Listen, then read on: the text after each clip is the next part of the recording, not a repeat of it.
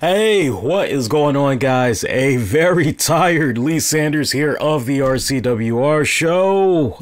But hey, I'm here for you guys. All right, so just to recap this, I want to make sure we set this up properly for you guys. All right, so about maybe 7 hours ago, I did a show covering WWE Hall of Fame Fallout. And I had said to you guys, I was immediately jumping to the G1 Supercard. And that depending on how I was feeling, maybe I'd fire it up once again and I'd give my thoughts on the G1 Supercard event. So here we are some hours later. I'm just a couple of minutes removed from watching it on my DVR. I definitely wanted to go ahead and talk about this. So apologies for any delay, but let's go ahead. Let's jump right into it. If you're new, of course, welcome. Make sure if you haven't done so already, do hit the subscribe button and all that good jazz, because I don't want you guys missing out on all the great content that we pump out for you guys, especially when it comes to WrestleMania weekend. We always pump out a lot of great content for you guys. I tell you, overall, Ring of Honor, New Japan Pro Wrestling, I know they've had this partnership for a couple of years now, and I really love how it's blossomed, and I love everything about it. I really do. I hope this is something that can continue to happen for the promotions for many more years to come. I think it is a great partnership that they have, and to all of the crew, production team, the men and women that performed in that ring at the MSG Saturday night, I got to give them a lot of props, because as far as I'm concerned, they hit a home run. They hit a home run, and I would like to see more events from both of these promotions, whether it's separate or they're joining forces.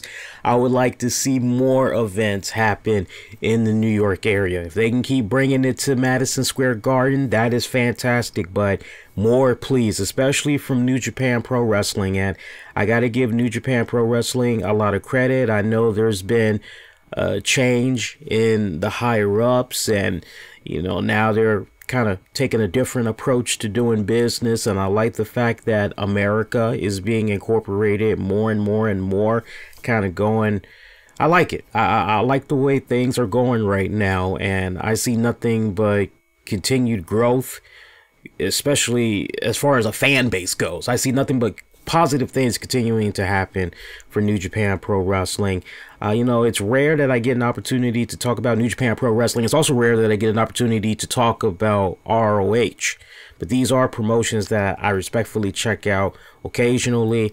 And if there's a little something I kind of feel like I want to bring to the table, I do mention it on the show. But we kind of told you guys at the beginning of 2019 that the RCWR show is definitely going to do its part in really branching out more, covering what the other major promotions are doing, because it seems as though the voices are growing more and more, and what's really speaking volumes is just wanting more variety when it's all said and done, wanting to know what's going on in other promotions. So we're definitely happy to bring that for you guys here. So I just want to give random thoughts. I have no piece of paper right now. All I pretty much have is the list of the matches, and I'm just freestyling here. All right, this isn't going to be any long drawn out hour show or anything like that. I'm quite tired. If I can do this in about 35 minutes or less, we'll go for it. All right, but just random thoughts off the break. The main event match for the IWGP Heavyweight Championship, as Switchblade Jay White defended it against Okada. Okada coming out of there as the new IWGP Heavyweight Champion once again. What is this? Title reign number 5? I'll have to rely on you guys to correct me. I'm half asleep, but watching it. And the crowd, by the way, the New York crowd. I love the New York crowd. I always love every opportunity that I get to visit New York. I love it when I'm able to stay overnight. I love interacting with the New Yorkers out there, New Jersey people as well, because I usually, when I come up to New York, I usually stay in New Jersey for a couple of nights, and then I make my way into New York.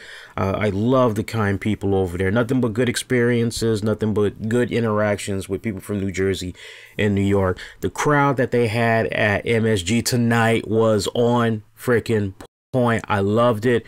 I fed off of that energy.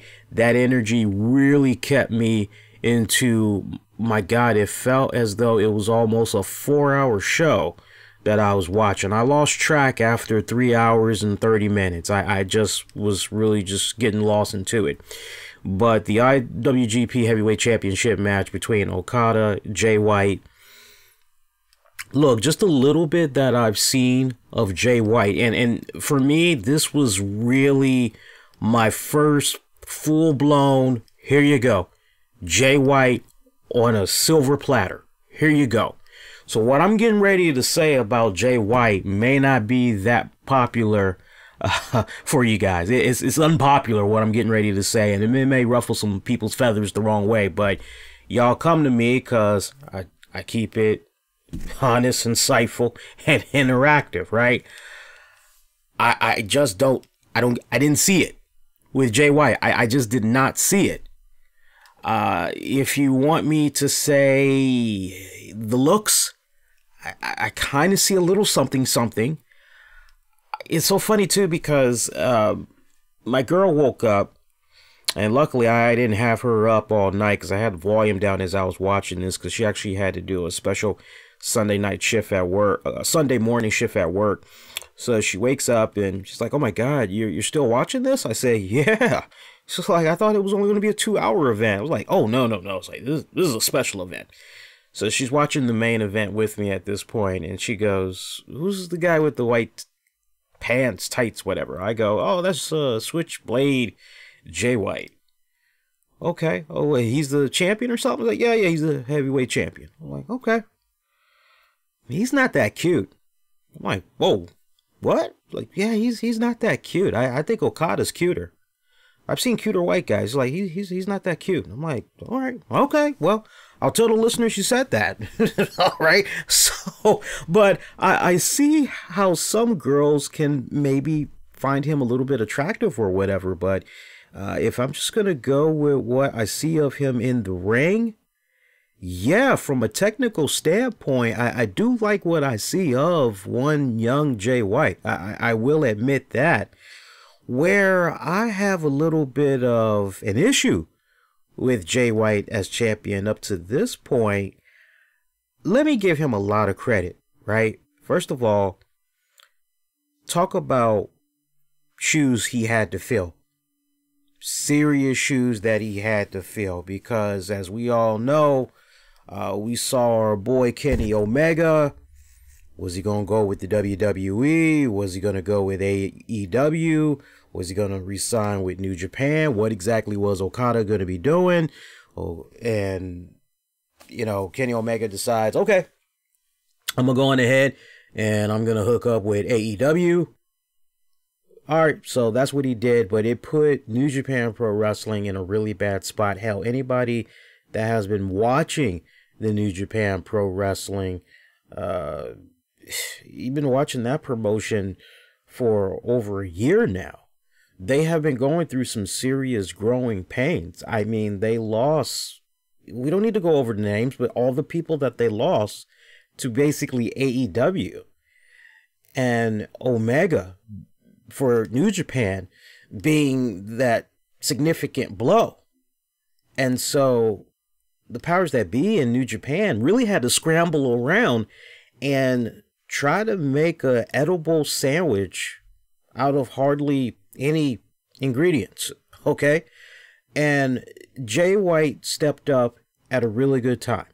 I will definitely give him that. But he's not the one I feel. I just don't feel he's the one right now. I'm not saying ever. I'm just saying right now, he's not the one that can really help carry that flag and go on this whole tour in North America and elsewhere and really be that barrier for New Japan. It's just sadly not him right now. We got to go back to the drawing board. And seeing the reactions that they gave this young man tonight, I can only imagine how it was all throughout his title reign, because I sadly have not gotten a chance to really take it in at full throttle. And just to see the video package that they had created for Jay White and how he acknowledges the boos and all that, I'm going, wow, so you're actually turning this into a I didn't particularly care for the vignettes that I saw where he's talking. I thought that the promos were a little bit weak. I really didn't see anything much about nothing to be too crazy for. So the fact that things ended the way that it did with that main event match, and Okada is now the champion once again. Hey man, you know, the little bit that I've said about New Japan Pro Wrestling, for me, when it comes to certain talents, I look at, and I love these guys tremendously, Okada and Tanahashi. I look at those guys as the John Cenas, the Hulk Hogan's, if you want to call it that, of New Japan Pro Wrestling. I look at them as that, and those guys, they stay wherever they go. They got the crowd in the palm of their hands, right? So for me to see Okada be the champion once again, I looked at that as a really good, strong, positive sign of New Japan going back to basics and saying, okay, you know what? Let's go with the steady, reliable hand that has been good to us for many, many years now. And you know, honestly, that's what should happen. I know that when you talk to some New Japan Pro Wrestling fans, and I've had that liberty of talking to some of those respected fans in forums and chat rooms and everything, they have said, hey, look, you know, I don't really feel that bad about Cody and the Bucks and Omega and this guy and that guy. I don't feel that bad about all of these cats rolling out and going to whatever respected promotion, because now this puts more emphasis on the Japanese talent. This puts more emphasis on the talents that have been putting in the time there years upon years upon years, way before those guys even came. Now they can finally get the proper love that they rightfully deserve. That's how the core base of a lot of New Japan Pro Wrestling fans feel, right? So I'm sure they're ecstatic right now that Okada is the champion. And for what all is going to be happening with New Japan continuing to come out here in the States and all that, that's a very good sign. There's no telling how long Okada might be the champion for this go round. Now, for you Jay White fans, does this mean that's the end of Jay White as a champion? I don't think so. I think, you know, if there's just two areas of constructive criticism that I'd like to see as far as Jay White improve on, one of the things I watch, and I need for you guys to go back if you still have the match on your DVR, or if you can still watch it on demand, or maybe you haven't watched it yet, you just wanted to hear my random thoughts and everything. Watch this match and play it with the volume down or play it muted, and pay attention to Jay White. Pay attention to when he's executing moves, when he's on the offense. Pay attention to when he's at the receiving end of the moves and he's got to sell. He has the same blank look on his face. He's not really selling worth a damn. Even when he's applying devastating submission moves and all that. I remember there was one point during the match where he does this headlock bridge submission hold on Okada. And okay, you're torquing your back like that and you're putting that much emphasis around Okada's neck. You should be grinding your teeth a little bit. Your face should be tightening up. You should be looking kind of pissed off or whatever like that. Like you're really torquing the hell out of that neck. You really should be looking like you're a man on a mission. You should be looking possessed. And he wasn't looking like that whatsoever. He just had the same blank, lazy look on his face throughout the whole match. I need to see him improve on that a lot more. It is not about just doing moves, looking good for the camera. It's not about those things. It's about telling the story. You know, it's about selling at the end of the day. You know, just because you can do these moves rather well, you can execute them, and they look pretty and everything, it doesn't mean anything if you're not selling yourself. And it's the little things, and facial expressions is very key. I'm not being a dick. I'm not over analyzing. Just go back, and even if you watch the match and you didn't pick that up, I guarantee you when you go back and you watch it the second go around, just have the TV muted, you'll see what I'm talking about. You say, yeah, Lee, that's actually a pretty good point, right? So if he can improve on that, that would be good. The promos, I gotta say, just a little bit that I've seen leading up to now. Promos, I'm not that impressed with the young man. His promos, if I were to go from like 1 to 10, his promos are 6. And that's being gracious. I really want to say a 5.5, but I'm going to go with a 6. They could be a lot better than what he's cutting right now. As far as the visual presentation goes, with the whole entrance and his entrance getup and everything, I'm feeling all that.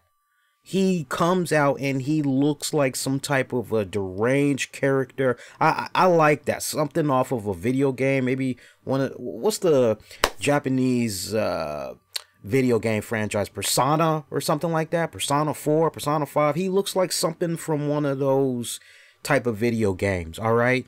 I like that. He's got a nice look, but I just need him to fine tune things a little bit more.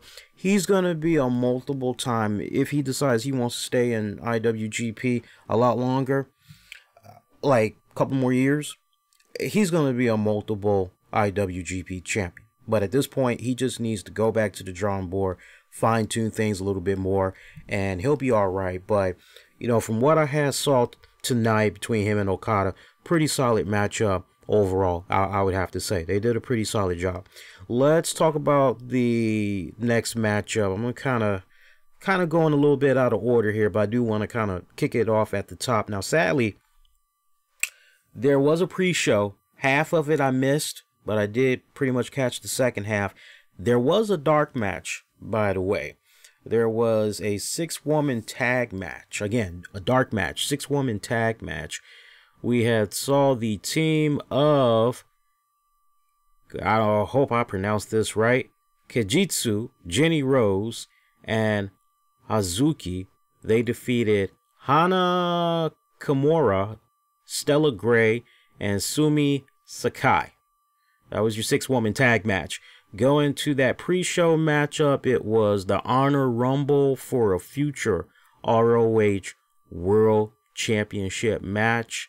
I saw so many people that were taking massive shits on this pre-show match on the Facebook page.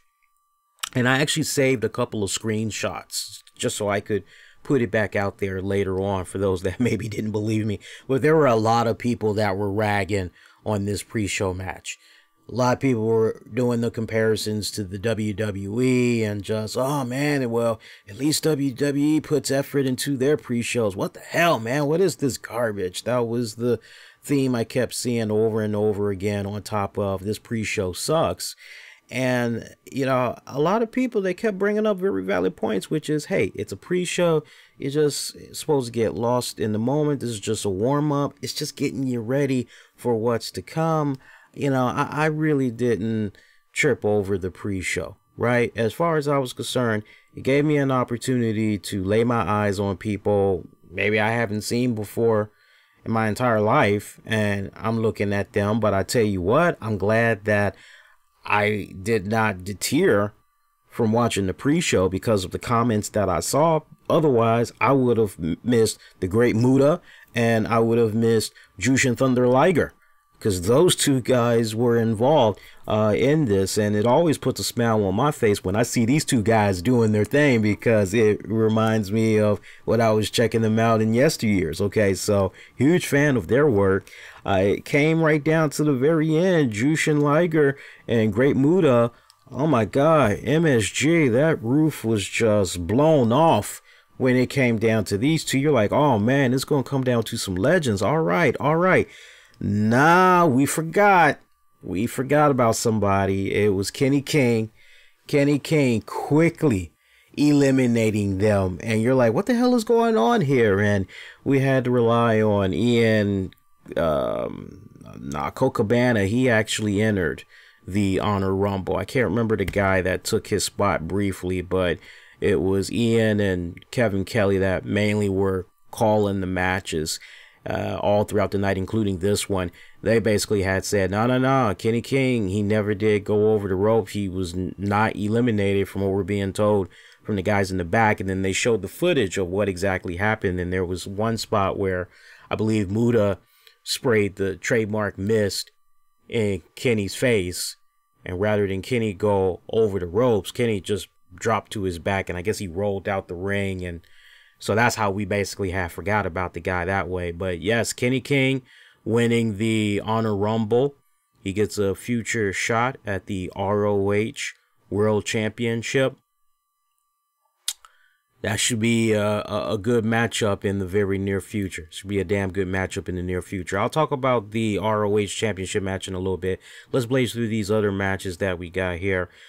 Kicking off the pay-per-view event, we had Jeff Cobb defending the ROH Television Championship against Will Ospreay, who was putting up his never open weight championship. This was a winner take all for both respected titles.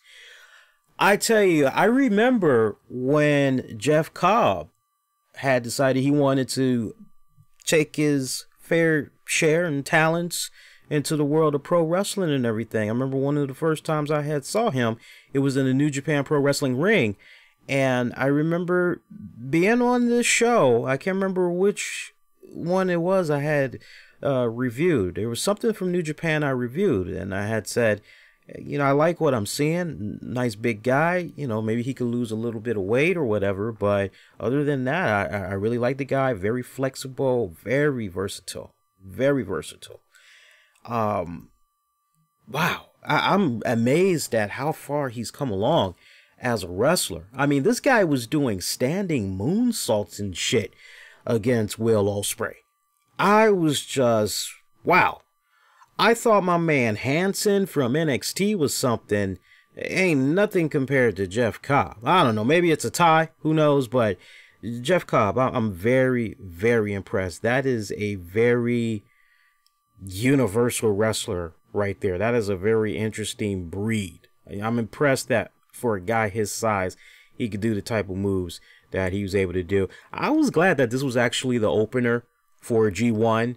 I thought it really had set the tone on some of the great action that you're going to be seeing all throughout the night. You couldn't have placed this match anywhere better on the card, I personally feel. This was actually a pretty good opener, good spot, good placement overall. Good matchup, very classic matchup. Probably the what the fuck of the night, if I had to call it a what the fuck of the night. Rush. I don't mean the band. I'm calling him Rush, and I know there's a Latin way you gotta say it, but I'm calling him Rush. Roosh. I don't know. Rush, Roosh, whatever. I'll rely on you guys to correct me. But we saw him defeat Dalton Castle. 15 seconds tops. I wish I was kidding. And I actually, at this point, I had so much energy. And one of the best entrances out there today, hands down for me, Dalton Castle. I love that dude. I love that dude. I love hearing that freaking guitar. And, you know, I'm a huge Queen fan. Long before Bohemian Rhapsody came out and everything. You know, not old school Queen fan. Okay, so to hear his little version of Dalton Wants It All as his entrance, and then he just comes out with the boys, and he's got that nice whole flamingo peacock entrance, and the way he just throws his cape up in the ring and everything, and how it spreads like a damn peacock and everything, spreading its wings. I love all that about Dalton Castle. Dude is a great showman, without a shadow of doubt. And one of the guys on color commentator, I don't know if it was Colt Cabana or if it was Ian, but they gave me some serious laughs. I was in tears when I had heard this, and I had to type this up real quick. Uh, it was Colt Cabana. So this was the match in 15 seconds, right? So you had a little bit of ribbons and some stuff that was still on the floor. And I believe Dalton Castle looked at one of his boys and kind of gestured to them to get that little bit of whatever out of the ring. So by the time he turns around, it's like 2 seconds later, Rush comes at him with a double shot barrel drop kick. And I mean, Dalton just crashes, in the corner. So he's laying there and he's trying to come to, but Rush hits him with another double barrel drop kick. Shotgun drop kick, as y'all are calling it, really. Basically does that 3 times total. Goes for the cover, 1, 2, 3. That's basically it, right? So that's pretty much how the match ended. But it was while this was like, you're seeing this and you're going, wait a minute. Tell me I didn't just see that. Like, were we going to watch a real match? Were we going to see a full match between these two? You mean we're just going to get it like this? What the hell? Nah, that was it. So post-match is where it got really funny because the boys, they're trying to calm Castle. They're trying to make him feel good and everything. And they offer Castle to come sit on them, right? Like here, we're your throne. Sit on us. You're still king in our book.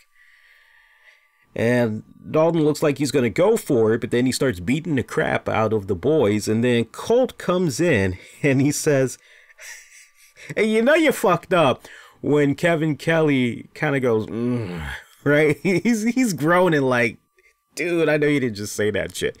But Colt Cabana goes, and I quote, I have never seen Dalton lay a hand on a boy like this before. I lost my shits. And I laughed my ass off at that spot. That was a hilarious spot. Love that. Love that tremendously. Ian, Colt Cabana, Kevin Kelly, I'm telling you, they are a great team. They are something else. They are something else. Apparently, Juice Robinson had got attacked backstage, so that had put his respected match in question as far as whether or not he was going to be able to participate in it later on. Our next matchup, we had the Women of Honor Championship as Mayu Awatana, she lost it to Kelly Klein. Remember, they've been involved in a nice little rivalry now for a minute. Going into this matchup, they basically were tied 2-2, right? So here we are right here, and saw a different side of Kelly Klein this go round. Her little, I don't know what you call them, her little henchmen and women, her little stable that usually comes out with her. They came out with her this go round, but she pretty much had sent them backstage saying, nah, if I'm going to win this, I'm going to win it the right way. I'm going to win it on my terms. I'm going to try to win this the clean way. And that's exactly what she did. I'm happy. I've seen a little bit of her. I'm still trying to get a little bit familiar with her work, but from what I've seen of her in ROH, a couple of other promotions, I like what I've been seeing of her. Pretty good. Big story, post-match. Angelina Love, Velvet Sky. The girls known as the Beautiful People. Yeah, them girls. They had popped up. Mandy Leon was actually offering color commentating during this Women of Honor Championship match and everything. And when she had saw Angelina Love, Velvet Sky make their presence felt, she wanted to try to go lend Kelly Klein some support. So we see Angelina Love, Velvet Sky, they surround Kelly Klein, get inside the ring and everything. And just when it's looking like it's going to be a 2-on-1 handicap, we see Mandy, she comes in, standing right beside Kelly. Looks like, okay, it's going to be a 2-on-2. All right, cool. Well, Mandy takes off her heel and clocks Kelly back of the head with it. And all three of them, they just start beating the crap out of her. There were some other girls that came in there. They got beaten up as well. I remember one spot that I couldn't help but go, damn! And even Colt Cabana picked up on it. So it's the little things. I like it. It's the little things that the color commentators pick up on that makes me go, that's why you're a color commentator. Awesome, right? Great minds think alike. I see Mandy do a damn DDT to one of the girls. And keep in mind, she's doing this in high heels. And I think it was Cole Cabana that picked up on that shit. He was like, she just did a DDT in heels. Like, yes, try that. Top that, because it's hard as it is, right? And next thing you know, we see all three of these girls like grab some lipstick or whatever, and it looks like they write this A symbol on Kelly Klein's forehead. They leave the ring, and so you go, A. Okay, what the hell does the A stand for? It can't be assholes. That's Mr. Kennedy's thing. What do they got right here? Door? I don't know. Abortion? What the fuck? So finally, we see this nice little graphic pop up, and it kind of gave you it gave you a Prince vibe. You know, just how for years I've always thought, when I've heard the name Angelina Love, Velvet Sky, The Beautiful People, I've always thought of Prince and the Revolution's The Beautiful Ones, right? I've always thought of that. So I was kind of anticipating, okay, well, maybe they're going to be called The Beautiful Ones. You can get away with that, yeah? But it turns out the name of this stable between Velvet Sky, Angelina Love, and Mandy Leon is called The Allure. And the way the graphic and all that popped up on the Titantron, it seemed like a lost album cover for a Prince and the Revolution album, or maybe it was a spinoff of some new female band he was working on or whatever, right? Just the vibes that I was getting. I'm not really sure if you guys had picked up those same vibes as well. So now we know what the next chapter holds for Kelly Klein. It's like, congrats, you're the new women's champion. What? Bad news for you is now you got to deal with the Allure stable, right? And this is further, as far as I'm concerned, gonna help the Women of Honor division in ROH, so helping it expand even more. I've always, to a degree, appreciated the contributions of Angelina Love and Velvet Sky. A lot of fond memories, good moments I remember from their days in TNA. So I'm very curious what these two are going to be able to do this go round. From there, we had saw rapper Mega Ran. I wish I was fucking up his name, but that's his name. Mega Ran. Crowd was not really feeling him. They were in euphoria when Bully Ray had came out, because they knew that Bully Ray was going to hurt him real good. Yeah, sadly, it didn't happen. Instead, Flip Gordon had came out. This led to a improp match between Flip Gordon and Bully Ray. At this point, Caprice Coleman was at ringside offering color commentating. We had saw Silas Young and Shane Taylor. They had came out to help Bully Ray gang up on Flip Gordon, when all of a sudden Juice Robinson and his other tag partner in the Lifeblood stable, they came out and they decided, hey, you know what, let's go ahead, let's make this a 3-on-3, you know, I guess it was a hardcore match or whatever. So the ROH president signed off on that. Match was official. So, you know, as far as I was concerned, this was just really a spot fest. As far as I was concerned, I know I had told you guys about Lifeblood. So basically, Lifeblood teaming up with Flip Gordon. Bully Ray ended up teaming with Silas Young and Shane Taylor.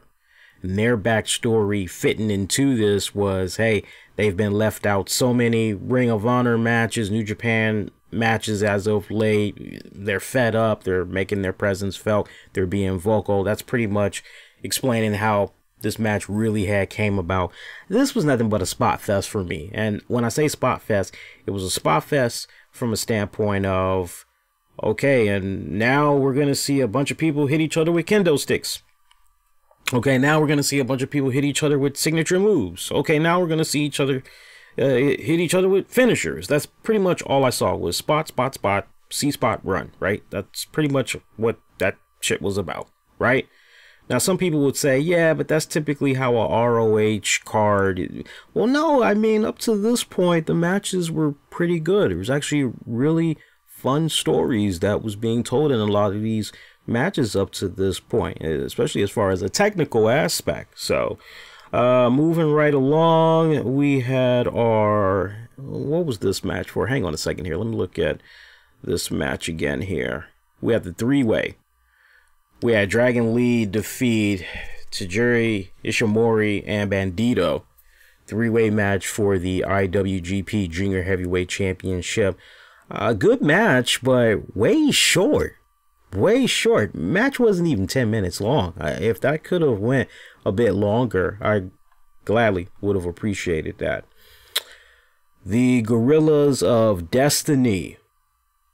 They defeated Villain Enterprises, Evil and Sonata, and the Briscoe Brothers. This was a winner-take-all fatal four-way tag match for both the IWGP Tag Team and the ROH World Tag Team titles.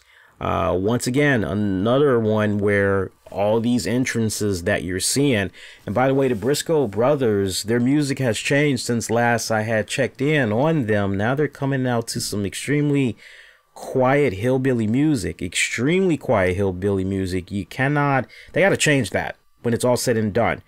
It was weird because you could tell the MSG crowd, you know, they're ready for the next match and they're reacting to everybody else that's coming out. But when it comes to the Briscoe Brothers, you could literally feel the fans sitting on their hands because they aren't really sure how to react to the type of music that they're hearing.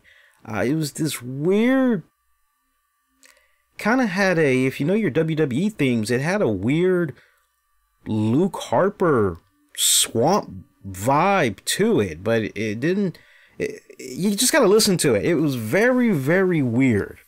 And some people could say, but they've been coming out to that for a while, but they got to change that.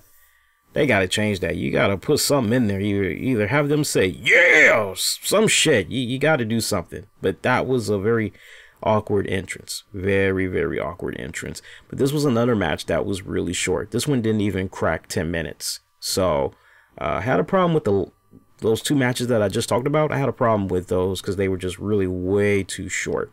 Now, the next matchup, which had saw Zack Sabre Jr. defeat Hiroshi Tanahashi, the man who I've dubbed many times as the John Cena of New Japan, the heartbeat of New Japan Pro Wrestling.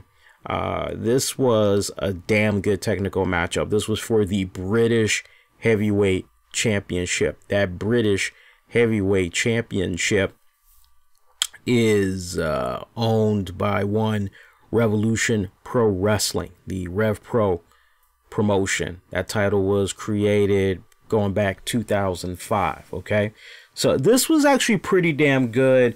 It always puts a smile on my face when I see Zack Sabre Jr. Remember, there was that brief period where he was in the WWE, and I'm glad he got out. I'm glad that things didn't go any further than what he was already doing, and that pretty much was it, because they just would not know what to do with the young man. And you could kind of see that just a little bit that you saw while he was in the WWE. You kind of felt kind of dropping the ball a little bit with him. So I'm glad that things was only very short and sweet with him being involved with them. I always put a smile on my face when I see him in the ring, because yes, he reminds me so much of Daniel Bryan or Bryan Danielson. This was a really great matchup. I did not think, if you would have told me that the way this match was going to end was Hiroshi Tanahashi tapping out to Zack Sabre Jr., I would have said, bullshit. There's no way that dude's going to tap out. No way. He's going to lose. Okay, some type of fuckery, whatever. Okay, sure, I can see that. But he's going to lose via submission? Like, nah, I'm not seeing that. But that's exactly what we had saw in the story that they told to reach that climax. I loved it. I loved it on so many levels. To just see Tanahashi in that submission hold where, my God, Zack Sabre Jr. was bending Tanahashi like a damn pretzel. I mean, what I really love about Zack Sabre Jr., he goes into each match And every time I watch his matches, it's never the same match. You're never watching the same match twice. He almost reminds me of Dean Malenko with the whole man of 1,000 holds or whatever. I mean, every time he goes in there, it's always something new with him, right? And that submission maneuver hold that he applied to Tanahashi, where he's got his legs and he's already skinny and kind of lanky and lengthy, right? So he's got Tanahashi's leg wrapped up. He's got an arm and he's just torquing the hell out of it like he's about to pop it out of the socket. And on top of that, he somehow got the other arm of Tanahashi's locked in. So Tanahashi cannot do anything. Tanahashi cannot go for the ropes or nothing. And to just see Tanahashi scream out, "I give up, I give up." Oh, God, I ate that up, man. That was a classic match. If there was one match I had to point out and say go out of your way and check out, it would definitely be that one. That for me may have very well been a respected match of the year candidate, if not a honorable mention. Kota Ibushi. Kota Ibushi had defeated Tetsuya Naito for the IWGP Intercontinental Championship. Always a classic when these two meet up. I've seen them a couple of times, and every time I see them, I go, okay, how you gonna top the last one? And somehow they keep doing it. They keep freaking doing it. These guys, another one on my list as far as an honorable mention for a potential match of the year candidate. These two tore the house down as well. I could watch these guys continue to be in a feud with each other for the rest of the year. Give it to me. I'm totally down with that. But Kota Ibushi becoming your new IWGP champion. Good stuff right there. Last match, because we already talked about the IWGP heavyweight title. We had the ROH World Championship. We had the triple threat match. Matt Tavern had defeated Jay Lethal and Marty Scurll to become your new ROH World Champion. The crowd and MSG, they did not like Matt Taven. Fuck you, Taven. You name it. They were saying every whatever they could find to say to Matt. They did not like this guy one little bit. Him as the new champion, this is interesting. This is interesting territory just from an ROH perspective, right? Because just when you think you have a really good idea of the direction that ROH is going, they surprise you. And, you know, Matt is somebody I've watched for a couple of years now, and I've looked at from a distance and gone, okay, pretty good. Now, if you would have given me the Matt from like maybe 3 years ago or more, and say to me, hey, do you see that guy as heavyweight champion material for ROH? No. Tag team at best. But to see the evolution of where Matt is to this point, I love what I'm seeing. I really, really do. I was rooting for Marty Scurll, though, man. There was a part of me that really wanted to see him come out of this as the ROH champion. Keep in mind, this was a three-way ladder match now. A three-way ladder match. And I love the story that they were telling with this one. Pretty much all throughout this match, all three guys, to some degree, they were constantly interacting with each other. Even if it was a case where maybe two people were fighting for just a little bit, you always knew where that third person was, and that third person wasn't that far away to make their presence be felt as well. Jay Lethal, though, I mean, Jay Lethal, I said it on the show earlier this week, if not last week, Jay Lethal needs to be given a lot of props as the ROH champion. He does, because when you just add up his title reigns and everything, one of the longest in ROH history, the man has done everything he could in his power to put that company on his back, and he's done his part as far as I'm concerned. I'm a little bit heartbroken that he did not leave MSG, continuing to be the ROH World Champion. But you know what? If there was ever a time for new blood, kind of reset things a little bit with regards to ROH, MSG, that was the right crowd to do it in front of. And if you weren't going to do it there, then when were you going to do it again, right? Do it at a time where you got all eyes watching your product. You know they're invested into you. You know they're going to want to see, okay, well, you know, what's going to happen now? And this was, I think, a big shock. And it was a shock for a lot of the fans at MSG, because when Matt won the title, fans were shocked. There were no boos. It was just shock, because they thought for sure either Jay was going to retain or Skrull was going to get it. They did not anticipate Matt. And the fact that they were booing Matt and all that shit, that lets me know what he's doing, because sadly I haven't really seen enough of what Matt's doing. But I know enough to know, because I got ears, I got eyes, I got enough to know he's got heat. And it's not that Baron Corbin go away heat. He's got that Mal Tommaso Ciampa, man, fuck you Ciampa. He's got that type of heat, right? Okay, we can do something with that. So I'm very curious to see what this guy is going to be doing in the weeks to come.